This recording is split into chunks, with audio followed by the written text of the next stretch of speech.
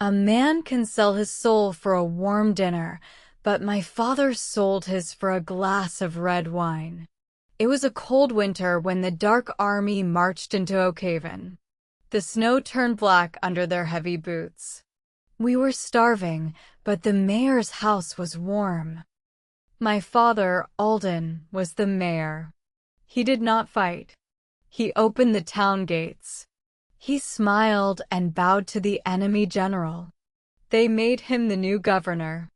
That night, I stood outside his large house. The freezing wind bit my face. I watched through the bright glass window. Inside, a grand party was happening. Beautiful music played. My father wore a sharp suit. He raised a crystal glass of wine. He laughed with the cruel men who burned our farms. He looked completely happy. I felt a deep, sick feeling in my empty stomach. He was a traitor. Suddenly, the heavy doors opened. 2 enemy soldiers dragged a man into the snow. It was Mr. Miller, the old baker. His face was covered in blood. He had tried to hide a piece of bread for his daughter. The music inside the warm house stopped completely. The enemy general stepped outside into the cold air. My father followed him closely. The general looked at the poor baker. Then he looked at my father. "What should we do with a thief, Governor?" the general asked. He was testing my father's loyalty. The whole street was perfectly silent. I held my breath. I waited for my father to speak. I waited for him to beg for the old man's life. Instead, my father took a slow sip of his wine. His eyes were cold and empty. "Do not ruin our nice party," my father said softly. "Shoot him." A loud gunshot broke the quiet night. The baker fell into the white snow. The snow quickly turned bright red. My father did not blink. He just turned around and walked back into the warm, bright house. He left the dead body in the cold. My heart broke into pieces. I could not stay in that town anymore. I could not breathe the same air as that monster. Late that night, I climbed the stone wall of his house. I slipped through his bedroom window. I held a sharp hunting knife in my hand. I wanted to kill him. He was not in the room, but I found a heavy wooden box under his bed. I pulled it out and opened the lock. Inside, I saw rows of shiny, heavy gold bars. It was enemy gold. It was the dirty price of his betrayal and our immense suffering. I felt pure disgust. I reached into my pocket and took out my grandfather's silver watch. It was our most precious family treasure. I dropped the watch directly onto the dirty enemy gold. It was my silent message. I was no longer his son. I officially disowned the traitor. I climbed back down the stone wall. I ran toward the dark, freezing mountains. I was going to join the secret resistance army. I promised myself I would return one day. I promised I would bring justice to the town and death to the man I used to call father. 5 long years passed in the dark, freezing mountains. I became a hard, quiet soldier for the resistance. I learned how to sleep in the snow and how to shoot perfectly in the dark. The innocent boy from Oakhaven was completely dead. Only a cold, angry fighter remained. We had a small radio in our hidden camp. Every evening, we listened to the enemy broadcasts. The news always mentioned the great Governor Alden. They praised his loyalty to the empire. Every time I heard my father's name, my hands shook with pure, violent anger. He was our enemy. The resistance fighters hated him too. They spat on the ground when they said his name. They did not know I was his son. I changed my name to hide my deep shame. I fought twice as hard to prove my loyalty. I wanted to wash away his dirty sins. One winter night, my squad received a secret mission. We were hiding in a remote, quiet cave near the border. It was a perfectly safe location. Nobody knew we were there. But suddenly, we heard the loud, terrible sound of heavy boots outside the cave. It was an ambush. The enemy soldiers surrounded us completely. They fired heavy machine guns into the dark cave. The stone walls exploded around us. Many of my brave friends died in the snow that night. We fought back desperately and escaped through a narrow tunnel, but our squad was almost completely destroyed. We returned to our main base, bleeding and exhausted. Someone had betrayed us. Someone had given the enemy our exact location. Our supreme commander called me into his private tent. He was an older, serious man with a scarred face. He looked at me with sad, tired eyes. "We found the spy, Finn," the commander said quietly. "We intercepted a secret enemy message today." He pushed a piece of paper across his wooden desk. I picked it up. My blood turned into solid ice. The signature on the bottom of the paper belonged to Governor Alden. My own father had sold my friends to the enemy. He had tried to kill me. The commander looked deeply into my eyes. He knew my secret. He knew my real name. "He is a dangerous monster," the commander whispered. "He is destroying our entire resistance network from the inside." "He must be stopped immediately," the commander continued. "This is your ultimate test, Finn. You know his house. You know his habits." He placed a black sniper rifle on the desk. The metal was cold and heavy. "You must go into the town tonight. You must assassinate your father." I stared at the dark weapon. My heart was beating like a loud drum. I did not feel any sadness or hesitation. I only felt a cold, sharp duty. I picked up the heavy rifle. I nodded my head slowly. I was ready to kill the terrible traitor tonight. I walked out of the tent into the freezing wind. I loaded the bullets into my gun. The stars were hidden behind thick, dark clouds. It was a perfect night for a silent death. The sins of the father would finally be washed away by the hands of the son. I moved through the dark town like a silent shadow. The streets were empty and quiet. I knew every corner and every alley perfectly.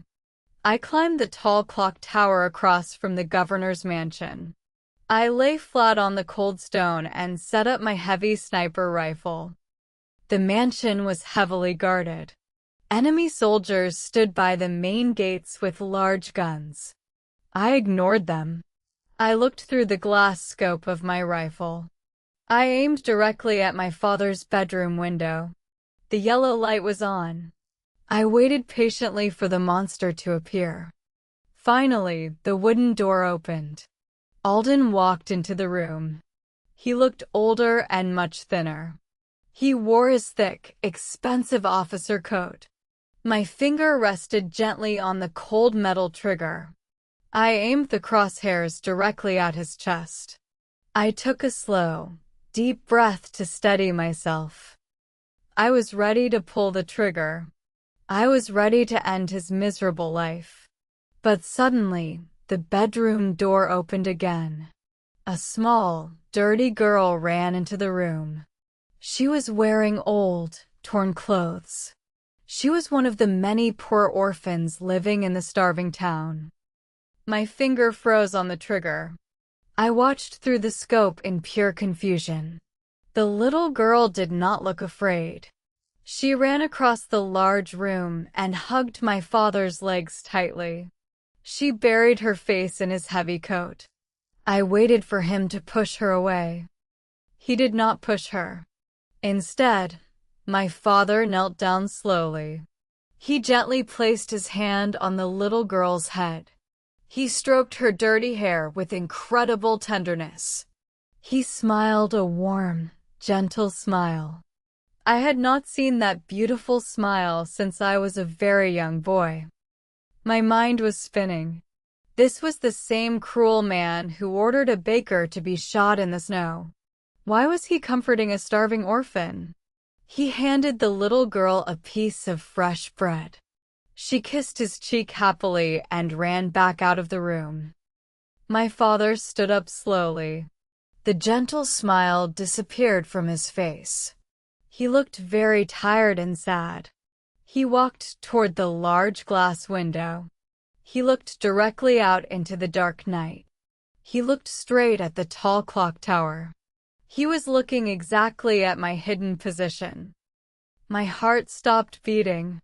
He knew I was there. The moonlight was shining on my rifle barrel. I waited for him to shout. I waited for the loud alarm bells to ring. I waited for the enemy guards to rush the tower and shoot me. But he remained silent. My father just stood there, staring into the darkness. His eyes were full of a strange, deep pain. He did not call the guards. He did not reach for a weapon. He slowly raised his hand and reached for the heavy velvet curtains. He pulled the thick curtains completely shut. The window was dark. He had deliberately hidden himself, giving me a silent chance to escape. My hands were shaking uncontrollably. I packed my rifle and climbed down the tower. I ran back to the mountains, completely confused and lost. 3 months later, the tide of the war finally changed. The resistance army launched a massive, coordinated attack on Oakhaven. We fought fiercely through the burning streets. The enemy soldiers were surprised and terrified. They dropped their heavy weapons and ran away. We finally liberated my broken hometown. The townspeople cheered and cried in the streets. But I did not celebrate. I had one final, personal mission. I ran straight toward the governor's mansion with my rifle ready. I kicked the heavy front doors open. I wanted to look my father in the eyes and arrest him. I searched every single room in the large house. I searched the dark basement and the grand bedrooms. But the mansion was completely empty. My father was gone. I walked out to the street, feeling a deep, bitter disappointment. I grabbed a local man who was celebrating nearby. "Where is Governor Alden?" I demanded angrily. "Where did that coward run away to?" The local man stopped smiling. He looked at me with dark, serious eyes. He didn't run away. The man spat on the ground. The enemy general shot him dead 3 months ago in the square. My breath caught in my throat. "Shot him?" I asked, completely shocked. But he was their loyal servant. The man laughed a harsh, bitter laugh. He was a greedy pig. The enemy general caught him stealing from their military funds. He embezzled thousands of gold coins for himself. They executed him like a common thief, the man said proudly. He got exactly what he deserved. My mind raced. The powerful, cruel governor was dead. He did not die in a glorious battle. He died as a greedy, pathetic criminal. The enemy had killed their own loyal dog. I felt empty inside. My burning desire for revenge was suddenly gone. I asked the man where my father was buried. He pointed toward the edge of the town. "They threw his body in the dirty fields near the old garbage dump," he said. "Nobody wanted to bury a traitor." I walked slowly to the edge of the town. The air smelled like smoke and decay. I found a patch of disturbed, uneven dirt covered in trash. There was no stone. There was no name. There was absolutely no respect for the man lying cold beneath the frozen ground. I stood over the unmarked grave for a very long time. I did not cry. I did not feel any sadness or pity. The proud, arrogant mayor had died in absolute disgrace. He was completely alone in the end, hated by the town, hated by the enemy, and hated by me. I turned my back on the lonely dirt grave. The war was finally over, but my heart still felt heavy and dark. I walked back toward the empty mansion. I needed to clean out his remaining belongings. I wanted to erase his dark memory from the world completely. I walked slowly through the quiet, empty halls of the governor's mansion. The beautiful furniture was broken or stolen. I walked into my father's old bedroom. The room felt cold and dead. I opened his large, wooden closet to throw away his remaining clothes. I wanted to burn everything. Hanging in the dark corner was his heavy, military officer coat. It was the exact same dark coat he wore every single day. He wore it when he stood next to the enemy general. He wore it when he smiled at the poor, starving orphan girl in this very room. I grabbed the heavy coat roughly. The dark fabric felt thick and expensive. It was the ultimate symbol of his betrayal. I threw it onto the dusty floor. I wanted to throw it into the fireplace and watch it turn into gray ash. I hated that coat completely. I picked it up again, but it felt strangely heavy in my hands. It was much heavier than normal clothing. I felt a strange stiffness near the bottom edge. I pulled my sharp combat knife from my belt. I angrily pushed the sharp blade directly into the thick inner lining. I pulled the knife up, tearing the dark fabric completely open. A loud ripping sound filled the quiet room. Suddenly, a large stack of folded, yellow papers fell out of the coat. The papers hit the wooden floor and scattered everywhere. I stepped back, completely surprised by the hidden items. I knelt down and picked up one of the yellow papers. My eyes widened in pure shock. It was an official enemy transit document. It had the bright red stamp of the enemy general on the top. It was a pass that allowed safe travel through all military checkpoints. I quickly picked up another paper and then another. There were hundreds of them hidden deep inside the lining of the coat. I turned one of the papers over. On the back, there was a small ink fingerprint. Below the fingerprint, a child's name and age were written carefully. I read the names quickly. Sarah, age 7. Thomas, age 5. William, age 9. I recognized some of the names. They were the poorest, most vulnerable orphans from our town. They were the children who had mysteriously disappeared during the worst, darkest years of the terrible enemy occupation. The townspeople believed the enemy had taken the children away to work in labor camps. But these official papers proved something entirely different. They were safe passage documents, signed and approved. My father had secretly hidden these life-saving papers inside his own coat, right next to his beating heart. He carried the freedom of hundreds of innocent children every time he walked past the enemy guards. The thick, heavy coat was not a symbol of his treason. It was a secret, dangerous shield. I sat on the floor, holding the papers, completely paralyzed by the impossible, crazy truth. I frantically tore the rest of the heavy coat apart. More hidden documents fell onto the floor. I found a small, black notebook buried deep in the collar. I opened it with shaking hands. The pages were filled with my father's neat, careful handwriting. It was a detailed accounting book. It listed the exact amount of gold he took from the enemy funds. But he did not keep a single coin for himself. The book showed that every piece of gold was used to bribe corrupt enemy guards. He bought safe passage for the orphans with the stolen money. He was not a greedy embezzler. He was buying innocent lives.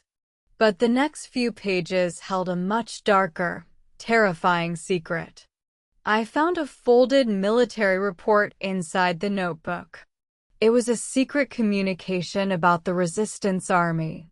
My heart pounded as I read the familiar date. It was the exact date my squad was ambushed in the remote mountain cave. I remembered the blood in the snow. I remembered my commander showing me my father's signature on the leaked document. But the story in the black notebook was completely, horrifyingly different from what I knew. My father wrote that he had discovered a deadly spy hiding inside the resistance army. The spy was giving our secret locations directly to the enemy general. My father knew the enemy was planning to attack our hidden cave. He had to warn us without exposing his own cover. He deliberately leaked fake information with his signature, hoping our commander would read it and move our squad away. But our commander did not move us. Our commander let the enemy attack the cave, killing my friends. The truth hit me like a violent, physical blow to the chest. My father was not the spy. Our scarred resistance commander was the enemy spy. The commander had twisted my father's warning to make him look guilty. The commander manipulated me, ordering me to assassinate my own father to protect his dirty secret. I had almost killed an innocent man. I turned to the very last page of the black notebook. There was a small, stamped symbol at the bottom of the page. It was a drawing of a flying bird. It was the secret symbol of the Falcon. Every resistance fighter knew that legendary, inspiring, and mysterious name. The Falcon was the supreme, anonymous leader of our entire rebellion. He was the brilliant ghost who provided us with crucial intelligence for 5 years. We worshipped the Falcon. We sang songs about his bravery. But nobody ever knew his real identity. Nobody knew who he truly was. I stared at the symbol until my eyes burned with hot tears. The Falcon was not a soldier in the mountains. The Falcon was a lonely man in a heavy coat. The greatest hero of the war was the man the entire town spat on. My father was the Falcon. I ran out of the mansion, holding the black notebook tightly. I needed to know exactly how he died. I went to the town prison where we kept the captured enemy soldiers. I found an old, tired guard in a cold cell. He had worked closely with the general. I grabbed the guard by his dirty shirt.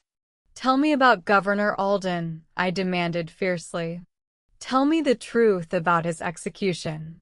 The old guard looked terrified, but he nodded slowly. "He was not shot for stealing gold," the guard whispered.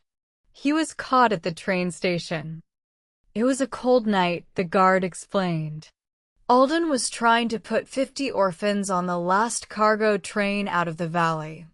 But the general's secret police surrounded them.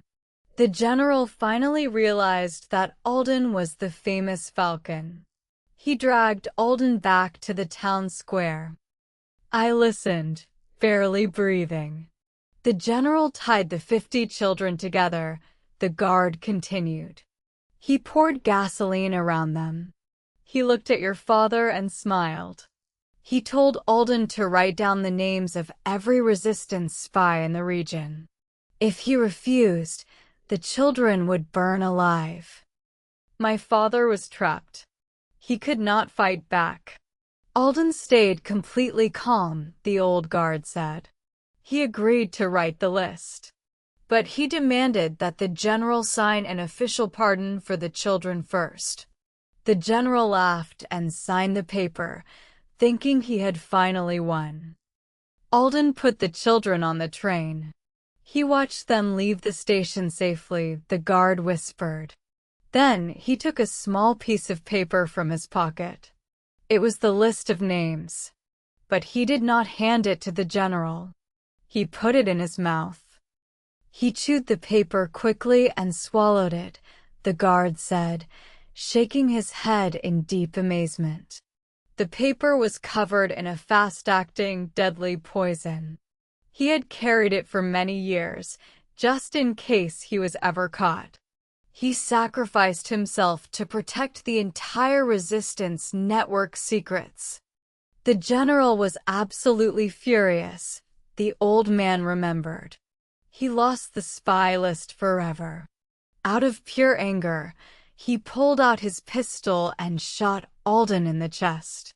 Your father fell to the ground, coughing up blood, but he had a smile on his dying face. He died protecting his people, the guard finished quietly. He played the general perfectly until his very last breath. I let go of the guard's shirt. I stumbled backward against the cold stone wall. The truth was heavier than a mountain. He was an absolute, unbreakable hero. He had traded his life for 50 innocent children and a piece of poisoned paper. He died in the dirty town square, surrounded by enemies, with absolutely no one to mourn him. I wiped the tears from my face. I had one more person to visit in this cold prison. I walked down the dark hallway to the maximum security cell. The enemy general was sitting on a small, hard bed. He looked up at me with cold, arrogant eyes. He was waiting for his military trial, but he still acted like a proud, powerful king. He did not look afraid. I know you, the general smiled cruelly.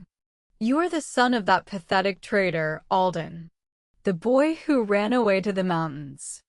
I stood in front of the iron bars, holding my father's torn, heavy coat in my hands. I did not show him my deep anger. He was a weak, cowardly fool, the general laughed. Before I shot him, he cried like a small child. He begged for his life. He called your name, begging you to save him. But you were not there. He died knowing his own son hated him completely. His cruel words were meant to hurt me, but they did not work. I knew the real truth now. You think you defeated him, I said quietly. You think you were smarter than the Falcon. But you were just a blind, stupid pawn in his brilliant, beautiful game. The general stopped smiling. He swallowed a list of names. The general spat angrily. That was his only victory. But he died like a dog in the dirt. I shook my head slowly. The list of names was a distraction, I said. It was just a small trick. I held up the torn, heavy coat for the general to see. The thick lining was ripped completely open. Do you recognize this coat? I asked. You made him wear it. You gave it to him as a symbol of his loyalty to your cruel, dark empire. The general looked at the coat, looking confused. I reached deep into a hidden pocket near the collar. I pulled out a small, folded piece of special tracing paper. While you were watching him swallow the poison, he was already hiding his greatest treasure right under your nose, I said. I unfolded the paper and held it up to the light. The general gasped loudly. His face turned completely pale. It was a detailed, secret blueprint. It showed the exact locations of every single hidden enemy weapon base in the entire country. It was their most guarded military secret. He stole this directly from your private safe, I whispered softly. He hid it carefully in the coat you forced him to wear. He walked past your best guards every single day with your greatest secrets touching his skin. The general stumbled backward, his arrogant pride completely destroyed in a single second. He defeated you completely, I said, dropping the heavy coat onto the cold stone floor. He saved the children, he protected his spies, and he gave us the map to finally win the war. He did it all while smiling right at your face. I turned and left the general alone in the dark. I walked out of the prison and sat on a quiet wooden bench. I held the torn coat in my lap. I ran my fingers over the thick, dark fabric. I felt a small, hard square deep inside the breast pocket, resting exactly over where his heart used to beat. I carefully cut the pocket open with my knife. I pulled out a small, sealed envelope. My name was written on the front in my father's neat handwriting. I opened it with shaking hands.